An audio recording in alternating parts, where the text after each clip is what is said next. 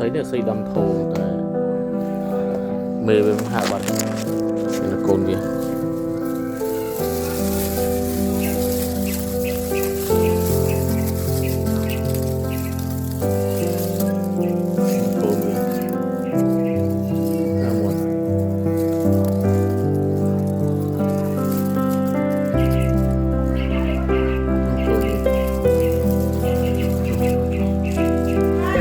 mê với sấy chạy